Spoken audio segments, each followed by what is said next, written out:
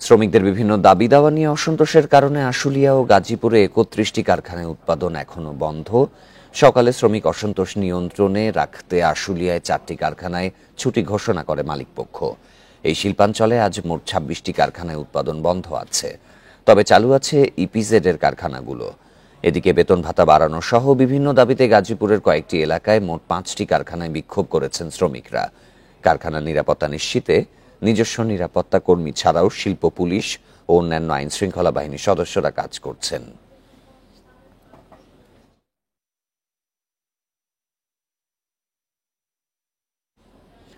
স্বৈরশাসনের পতনের পর আত্মগোপনে আওয়ামী লীগের বেশিরভাগ নেতাকর্মী, এতে একচেটিয়া ঝুট ব্যবসা নিয়ন্ত্রণ হারায় তারা। এই অবস্থায় নতুন করে কয়েকটি পক্ষ ঝুট ব্যবসার নিয়ন্ত্রণ নিতে বেপরোয়া।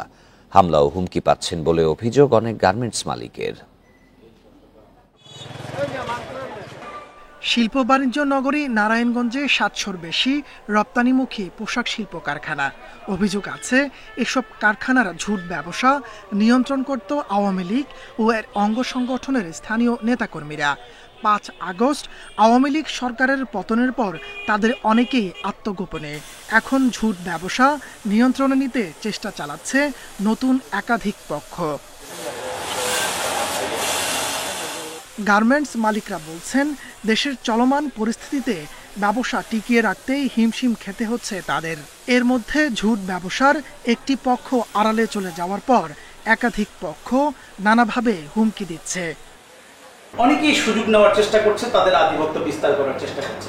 ইভেন ১-২ গ্রুপ না, একই মহল্লার মধ্যে কয়েক গ্রুপ আইসা বিভিন্নভাবে ফোন দিচ্ছে। নারায়ণগঞ্জে ঝুট ব্যবসা দখলে নিতে কয়েকটি গ্রুপের মধ্যে হামলা, সংঘর্ষ ও ভাঙচুরের ঘটনাও ঘটেছে। এতে আতঙ্কিত পোশাক শ্রমিকরা। আমরা চাই আমাদের ফ্যাক্টরিতে আমরা নিরাপত্তায় আসতে চাই, আমরা নিরাপদভাবে যেন বাসায় ফিরে যেতে চাই, আমরা সুষ্ঠু একটা পরিবেশ চাই।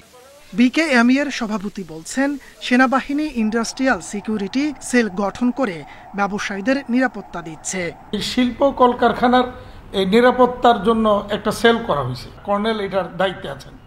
তো উনি এটা সার্বক্ষণিক মনিটরিং করতেছেন এবং আমরা যখন এরকম কেউ কারোর নাম পাই আমরা সাথে সাথে এটা ওনার ওখানে পাঠিয়ে দিই।